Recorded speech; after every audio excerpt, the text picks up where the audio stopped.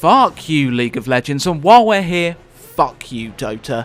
Did you know these games like totally steal from a custom map created in Warcraft 3? What's that? That's a commonly known fact that you already knew, and besides, these games were created with help from those custom map creators. Well, fuck you too, Derek. This is the top 5 characters LoL and Dota stole from Warcraft that should be cards in Hearthstone. Content warning, this video may already contain swearing. Number 5. Axe, or as I like to call him, Shit. Shit is a blatant rip-off of the demonically corrupted Grommash Hellscream, but we already have Grom in the game. Yeah, and we also had a Loot Hoarder and a Manny Berserker. But that didn't stop Blizzard bringing in old god corrupted versions, the most obvious display of power creep I've ever seen, and yet people still play this crappy card game. Hang on, which game am I meant to be hating on again? The Orcs were corrupted by the demons on their homeworld of Draenor, being tricked into drinking the blood of Manoroth by the demon lord Kil'Jaeden. In fairness, it does look pretty tasty. Manoroth's blood strengthened the Orcs, but also drove them into a state of uncontrollable bloodlust. Empowered, the Orcs claimed dominance over their world, but the foul demon magics they had tampered with had left it barren. They travelled to the world of Azeroth and got beaten up by the Alliance. It was like the Alliance were Warcraft and the Horde were a shittier game. I don't know, picking one at random. Dota? Subdued, the demonic blood's corruption weakened, helping many orcs see the error of their ways and look to begin their lives anew, corruption-free, under the leadership of their new war chief, Thrall. Grom had been the first to drink the demon blood and would still occasionally give in to fits of bloodlust. After attacking humans, he had been told by Thrall to leave alone when the orcs were seeking a new home in Kalimdor. Thrall punished the veteran warrior by sending him on a mission to collect lumber in Ashenvale. Hellscream and his forces found themselves under attack by the Night Elves and later incurred the wrath of the demigod Cenarius because they'd stolen all his wood. Ha ha ha. Wood. At this point, the Legion had begun an invasion on Azeroth, and Manoroth saw an opportunity to bring the Orcs into the Legion's fold once again. They find it hard to resist, as he had a new Legion, with blackjack and hookers. Draining a portion of his blood into a well in Ashenvale, he only had to wait. The Orcs had been battered by Cenarius' forces, and all hope seemed lost until Hellscream was informed of a power to the north. The Orcs drank from the well, their skin turned red, and were once again empowered by demons, now able to kill Cenarius. Their victory was short-lived when Manoroth came and bound the Orcs that had drank the blood to his will. Grom was later saved by Jaina and Thrall, and the Orcs were able to kill Manoroth, forever freeing them from the demon's control, but forever losing their easy access to blackjack and hookers. What's your story, shit? Some guy with a big axe that's inexplicably red who owns a secret cave of steroids? What a dick. Number 4. Mordekaiser, or should I call him the War Golem, since he's a complete rip-off of these neutral monsters in Warcraft 3. Nah, I'll just call him Mordekaiser. That'll learn him. The War Golem design was changed in World of Warcraft to better fit the design aesthetic of the Golem's creators, the Titans, giants that saved Azeroth from the corruption of the old gods and blah blah blah, we all know that shit. The Dark Iron clan of dwarves would later discover how to create these golems themselves. Sure, we have the stone one, but wouldn't it be cool to have the metal one with big horns in Hearthstone? Blizz probably don't add him because they'd be accused of copying Mordekaiser, because people can't be bothered to pick up a goddamn history book and learn the hard-hitting facts that Mordekaiser is a rip-off. Even this random mob has more lore than this champion. Oh, wait, that's quite a lot of backstory. Ha! Like anyone cares about League of Legends lore, that no-skill game that's even easier than Dota.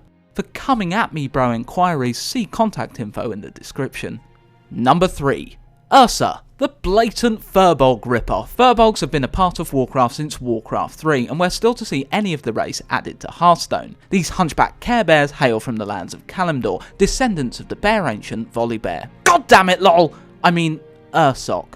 No good crappy game that can't come up with its own ideas. 10,000 years ago, the Furbolgs helped the Night Elves, Tauren and Earthen push back the Burning Legion in their first unsuccessful invasion of Azeroth. Previously, the Night Elves had looked down upon the other races, viewing them as lesser, much like Blizzard looked down upon League of Legends and Dota, the lesser games. But since the Furbolgs had shown their bravery, they enjoyed cordial relations with the Night Elves and Tauren, though they preferred to remain in peaceful solitude, closely connected to the forests of Kalimdor. When the Legion rocked up again for their second invasion, these tree-hugging hippies were easy to exploit. By corrupting the Furbolg's forest, the race too became corruptive, aggressive towards their former allies. The Furbolgs have never been able to fully recover from this corruption, only a few tribes like the Timbermore managing to resist the Legion's taint. Sometimes I feel like the Timbermore myself, one of the few to call out the corruptive evil of LoL and Dota. It's well documented that everyone that played WoW has been totally reasonable and cool, and the community is not toxic at all. Number 2. Nami, otherwise known as Lady Varsh wannabe. Oh look, she's got water magic, just like Varsh. Oh look, she's a weird mermaid fish human that I find bizarrely sexually attractive, just like Varsh. Oh look, my brain's filter doesn't appear to be working.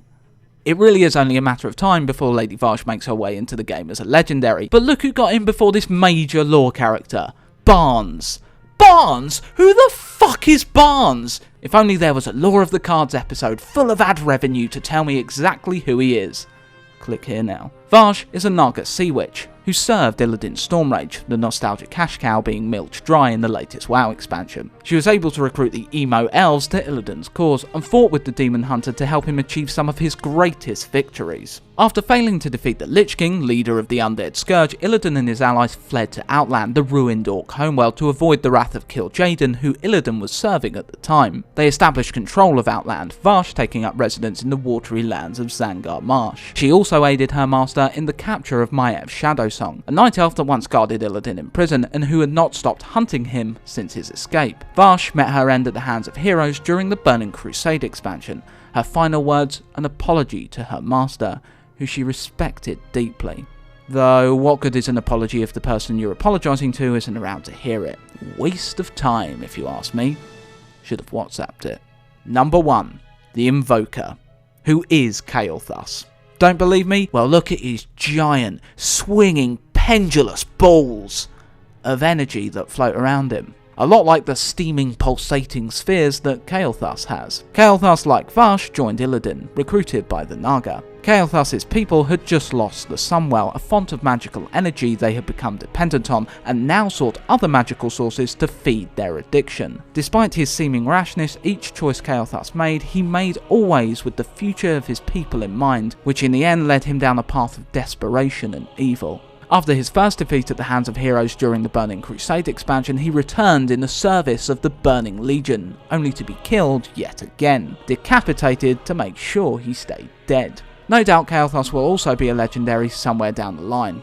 Or of course, another mage hero. Fuck you, rogues, druids and warlocks. Well, as usual, since this is 6Gamers, I suppose I'll do one more. Cho'Gath. I mean, come on, how close to Cho'Gall do you want to get? LoL can't even come up with original names, let alone character designs. The no good hacks. Oh, uncorrupted Cho'Gall, since we've already had his old god corrupted form in Hearthstone. So, there you have it. I've exposed the incompetence of both these dreadful games, and no doubt their large player bases will reduce down at an exponential rate as more people realise how devoid of their own ideas they actually are. I mean, their popularity can't have anything to do with them being well-crafted games in their own right with their own unique takes on systems established in the original Warcraft Dota. That would be just absurd. If you enjoyed this video, give it a like, us a sub, and share it around. Of course, if you didn't get that this video was all one big joke, you would have hit the dislike button before you even reached the outro. Or, you might not have found it funny. That's cool with me, humour's subjective, and your opinion on it is just as valid as mine. If you want to hear about future top 5s, then follow us on Twitter, @the6gamers, and Facebook, /6gamersuk. Until next time, happy Hearthstoning.